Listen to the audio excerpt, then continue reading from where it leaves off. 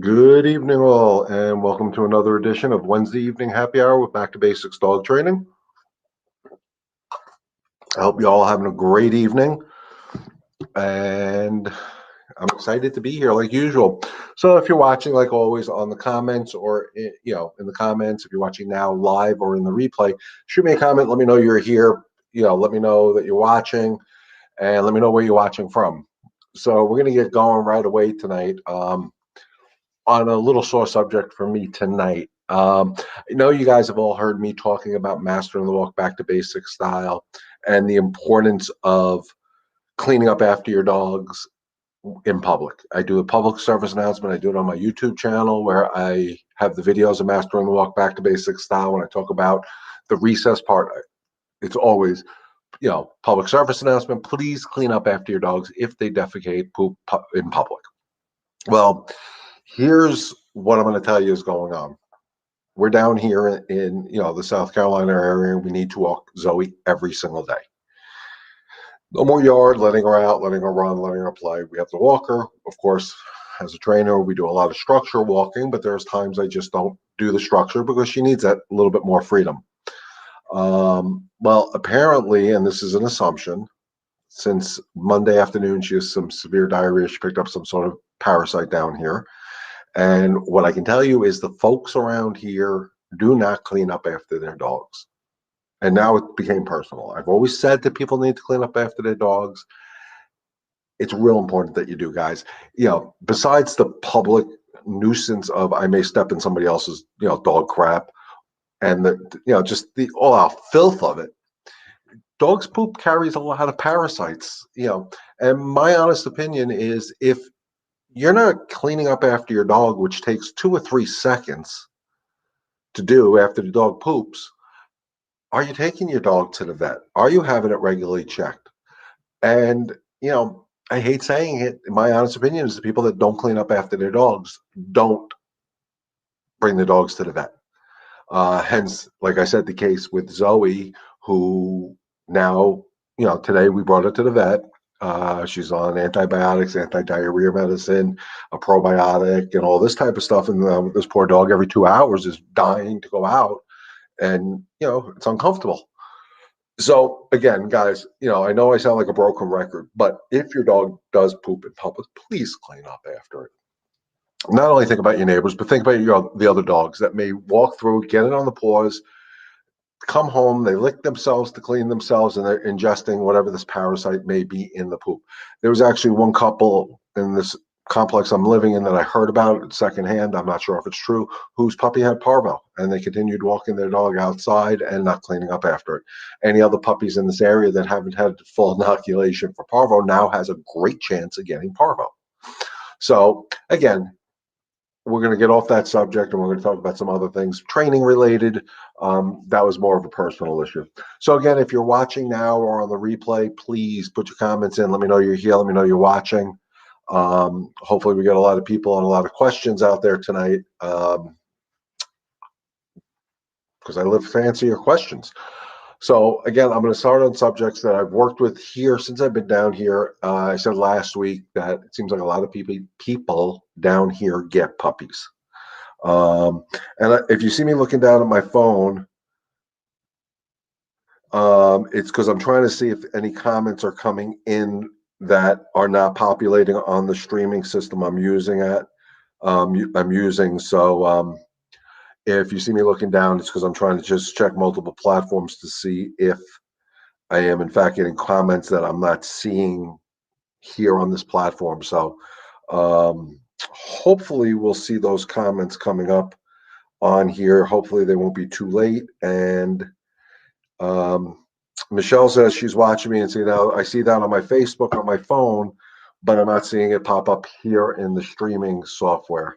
So I don't understand why, but I'm going to try doing something right now, and maybe this will help me. I don't know. It's supposed to maybe show a little differently. I don't know. So we're going to try it both ways and see what happens. But I'm going to bounce back and forth. So hello, Michelle, Athena, and Rob. Hope all is well up on Long Island. Hope things are going well. Um, so getting back to some of the things I've seen here, and again, I know we've talked about it. A lot of people down here seem to get puppies, and I'm seeing the same thing. And I saw it up north. I see it down here, so it's a worldwide problem. It's not a South problem. Um, People are getting these puppies, and by the time they're 4 or 5 months old, they're ready, starting to show some really bad unwanted behaviors. I worked with a couple yesterday, I think it was. Have a 5 or 6 month old little Shih Tzu, and you got to see what this lady's legs and arms look like already. I mean, guys, you're talking a 6 month old, 5 or 6 month old little dog that doesn't understand that mommy's not a chew toy. And the frustration of it. And our husband, who is not the most steadiest on his feet, every time he gets up, the dog's biting at his ankles. And the dog is not aggressive. The dog is playing. But what's happening now is because it's getting older and it's been getting away with this nonsense of being able to use its mouth, for lack of better terms, it's learned that it gets attention. Unfortunately, it's getting negative attention. It's not getting any real good attention from that scenario. So it's a very tricky situation to deal with, but the thing is people have to learn to deal with it so they can not have these issues.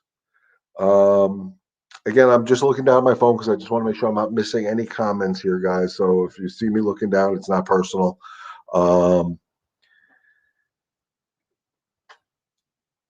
You got to stop the puppies from biting. You got to stop them. Because remember, when they play with each other, when they do things and they interact with other people, they're using their mouths to get attention. I don't think this overlay thing is working because I'm not seeing anything come up on it. So I'm going to go back to full screen. So if puppies are biting you, playing with you, that is a normal everyday behavior. That's how puppies play. But if they're biting you to the point where it's painful, they're not looking at you guys as pack leaders. They're looking at you guys as pack mates. And we don't want the dogs looking at us as pack mates. And I always use the interpretation. Dogs listen to pack leaders. We listen to pack leaders in our world. I know, we listen to our parents. We didn't necessarily listen to our brothers and sisters. So if my brother or sister tried to call me in at night, I may not have come in. But if my parents called me and I came in, because my parents were my pack leaders, my brother and sister were my pack mates, I don't need to listen to them. So again, you have to take control. And this little 5 or 6 month old dog, when I put him on a slip leash, because they had a harness for him and I had absolutely no control, this dog actually threw a full bore temper tantrum. And if you ever seen a dog throw a temper tantrum, it looks like a combination of a bucking bronco doing an alligator death roll all at one time. This dog, as soon as I put a slip leash up high up behind its ears, knew it was losing control and was like, oh crap, what do I do? As you can hear, Zoe's feeling better. She's barking in the background, but that's okay.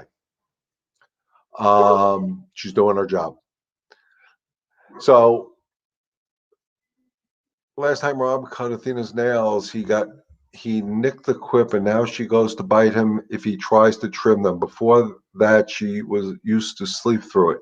Do you suggest the muzzle? I definitely suggest the muzzle, because what happens is, and we're going to get right into Michelle's question, and I'm glad you asked it because that was another question that's been asked to me recently about cutting dogs' nails. You can desensitize her again to the nail clipping process. And here's what I'm going to say probably happened. When Rob accidentally cut the quip, we all panicked. Oh my God, she's bleeding. We got to do this. Got to be the quick stop, whatever. And think about the energy. It was painful. When we cut the dog's quip, it's painful. But if we freak out about it, think of the association. Because remember, all we have to do is be able to control, all we have the ability to do is control the dog's mind. And we don't have so much human psychology to deal with, but humanly, we feel bad. We cut the quip. We know it hurts. It's bleeding. We got to stop the bleeding. I understand all that, but you have to stay calm, because if you're not calm, how am I ever going to trust you again to cut my nails? So yes, definitely, I would suggest muzzling, but I would also suggest desensitizing Athena now to the nail clipping process again. And how do you do that? Take the nail clipper out, let her smell it, pet her with the nail clipper, pet her paws with it. Don't do anything. And I'm saying do this multiple times before you actually get to the process of cutting her nails. And then just slide it over her nail. Don't do anything. Just take it off, slide it on, take it off, back and forth. Just so, oh, I can have this thing around me. It doesn't do anything. And then eventually you're going to just put a little bit of pressure on the nail, not cut it, and take it away. And every time she doesn't do this, praise her. If she starts pulling her paw away, hold it, hold it, hold it. As soon as she relaxes a little bit, praise her for not pulling her paw away and release the paw. It's a tedious, tedious thing. I'm not saying it's an easy thing to do. It's a tedious thing to do, and I understand that. I'm just trying to, again, look at my phone here, guys, and if I'm being rude, I apologize in advance. But it will eventually desensitize her. In the meantime, muzzle. So you can get the process of nail trimming done because it has to get done. And again, once you're able to walk her on a leash more comfortably, that process should eliminate because you're going to end up having no issue with that because she is going to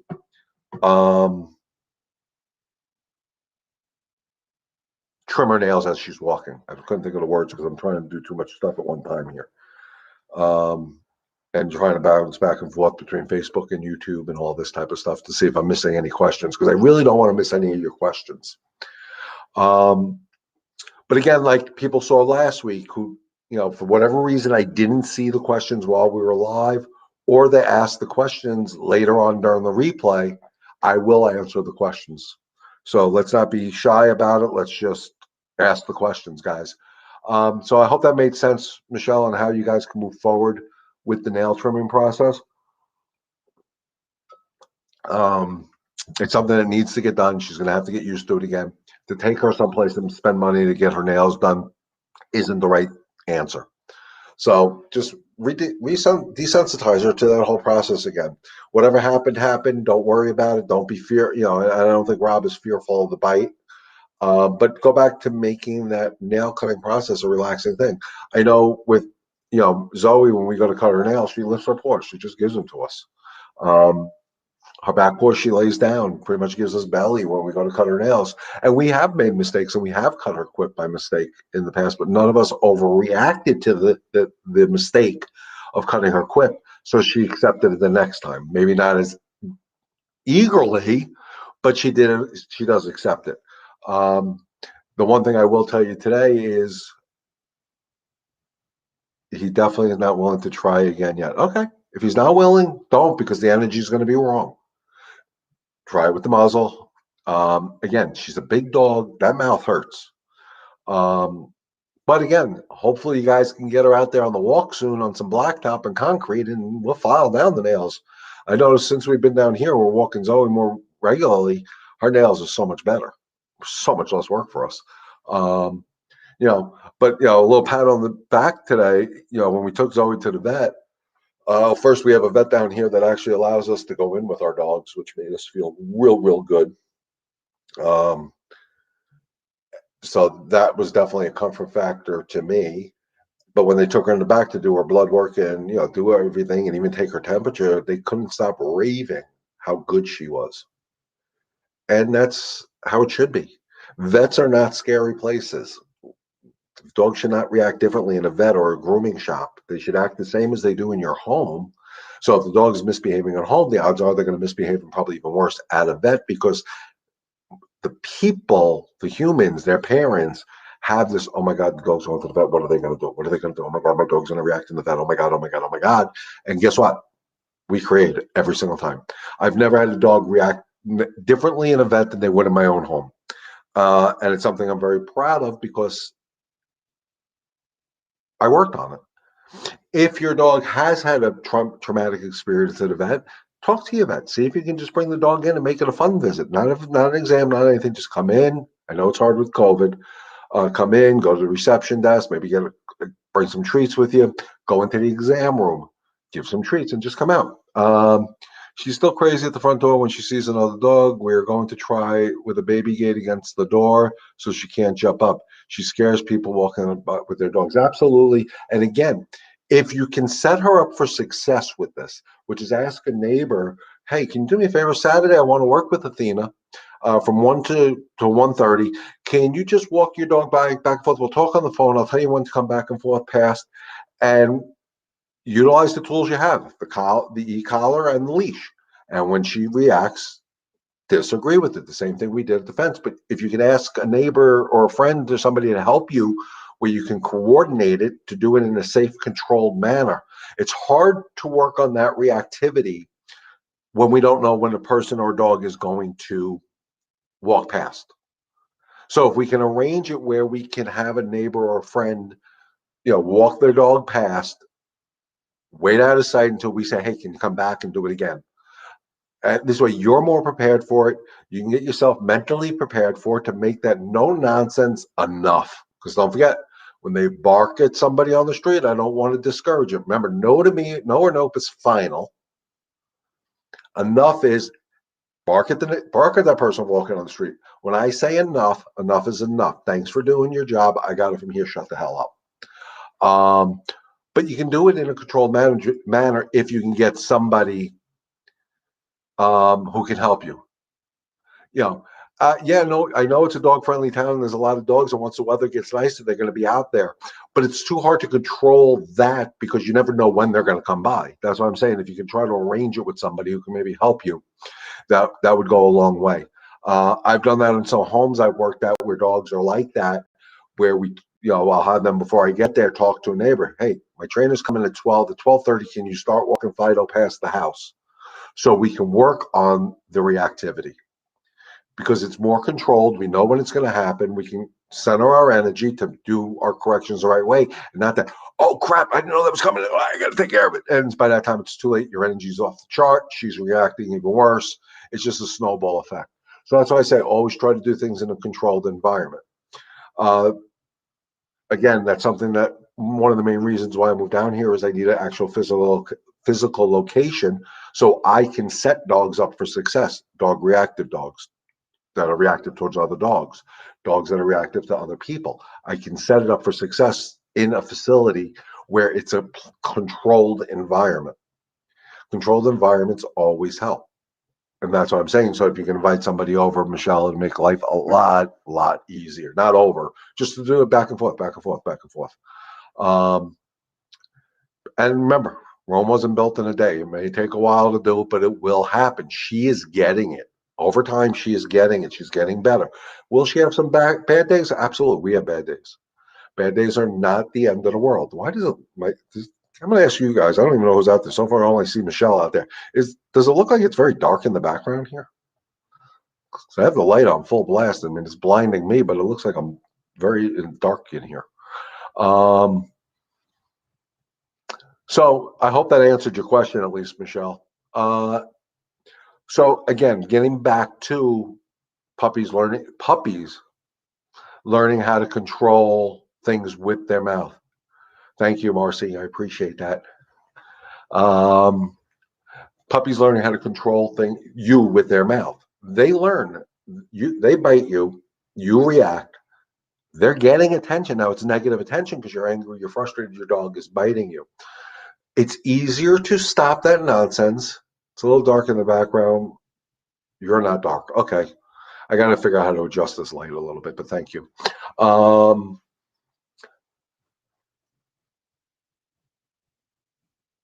I worked with a couple this week. I think it was this week. I don't remember. I think it may have been Monday. Who had a 10 or 11-week-old, cutest little, a hound dog. That one couple of things just because of down south, spayed too early, had its cone on, had problems with the day I came there where they had to bring it back to the vet. So there's a couple of things going on that I wasn't gaga with, but okay. But the big concern is they've only had the dog a few days and there was already behaviors they weren't sure about.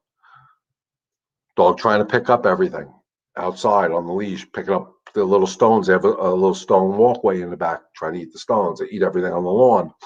Of course, everything on the floor in the house. And the normal things puppy do, but it's also playing with its mouth. And, yes, they only had the dog 3 days, but there was already a frustration factor there because it's frustrating. And I understand that.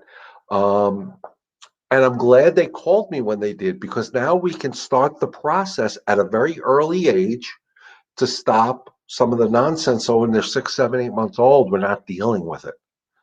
You know, and it was beautiful. I was so happy they called me. I got to do my follow-up call with them later on this week to see how things are going. But I gave them some of the back to basics methodology that, yes, I want you to play with your dog. I'm not saying don't play with your dog. Play with your dog on your time, not when the dog is demanding that attention. When you're interacting with the dog, if the dog wants to play on its own in its playpen or whatever with the toys, that's fine. That can go on whenever it wants to. It's when you're interacting with your dog. Who's making the decision to play? You should be. But remember, if you start playing with your dog and you get your dog jacked up a little bit, it's your job to bring them back down to calm when play is over. So it's real important. But to start it at this dog who's 10 or 11 weeks old, to start the training now is huge.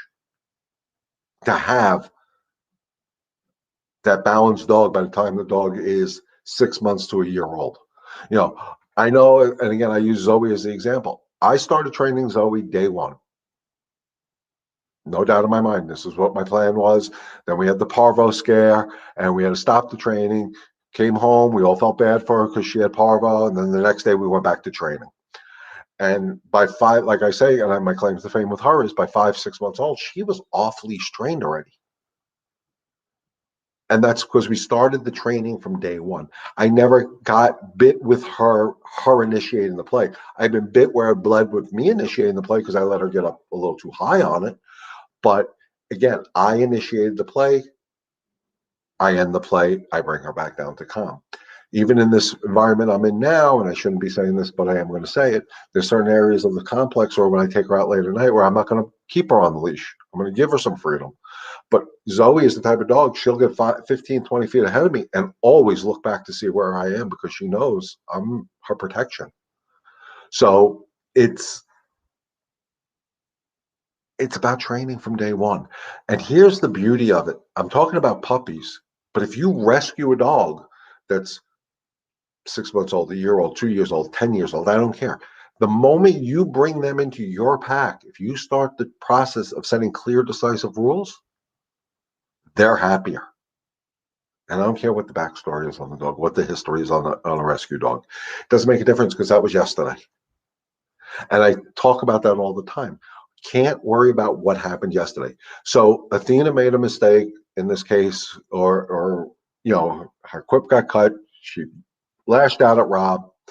That was yesterday. That's not today. The problem being is, as a human, we're going over to them and oh crap, the last time I cut her nails, she went to bite me. Oh, I wouldn't trust you to cut my damn nails. I used it with a customer of mine who was afraid to brush their own dog once. And I noticed the person had a bunch of tattoos on them. And I said, well, if I was your tattoo artist and I came over to you and I was shaking, like, oh my God, would you let me finish this tattoo? The answer would be absolutely not. So the same thing this gentleman was doing with his dog. His hand was shaking because he was so afraid to get bit by his dog brushing. He actually was creating the dog biting him. I took the brush and I just went over, boom, boom, boom, boom, boom, and the dog looked at me, tried biting me once. I didn't move. He stopped. I continued. That's how important the energy. I mean, guys, you know me. I put this caption up here every week. This is the most important communication device we have with our dogs is our energy. It's not about the physical control. It's about the mental control with the energy is going to be huge in fixing the issues. Does that make sense, guys? Let me know in the comments. Again, anybody who watches this on replay can put the comments down too. I don't know how to get my comments up here on the Facebook part on my phone, so I'm hoping nobody's really asking questions here. Well, I'm hoping you're asking questions. I'll get to them later. So again, guys, and this goes for Rob, Michelle with Athena. The process of cutting the nails, the energy is going to make it. If you go there with confidence, I'm just going to cut her nails, you'll see it'll go better. If you go there with any other energy thinking, oh my God, she may bite me, guess what? The odds are she's going to bite you. So let's change the attitude. Like I said, if it makes you guys feel better, muzzle her. I've said it week in, week out on these live forums. The muzzle conditioning is not for the dog, it's for the human. Puts us at ease. We know the dog can't bite us. If you put the muzzle on her and she tries to bite, you can work her through the process that we're going to cut the nails anyway. You're not going to have the fear of being bit, so you can work her through it better. But you have to stay calm no matter what. If you go there with any other energy, you're going to create the problem that you're trying to avoid, if that makes sense. So I'm not seeing a lot of questions tonight. So if there are no other questions, we're going to wrap it up tonight. I'm going to try to figure out a way to get this out there a little bit better, guys, because I really feel that since I went to this platform, we're not getting the same thing. So I may stop doing the multitasking on Wednesday evenings between my Facebook page, my Twitter page, and my YouTube page. And I may only be doing this strictly moving forward on YouTube on Wednesday evenings. I think we had a better success rate. I think more customers were able to find it. More dog owners were able to find it. So, and it is important that, because I do believe in the motto, together we can help one dog and one family at a time, but I got to get this content out there. And remember, if you're watching this now or on the replay, please share my YouTube channel, my Facebook page with your friends, your relatives across the nation, across the world, so we can live up to what I ask, which is together we can help one dog and one family at a time. With that being said, guys, thank you for inviting me to your home this Wednesday evening. As always, stay healthy, stay safe, God bless, and together we can help one family and one dog at a time. Enjoy the rest of your evening, guys.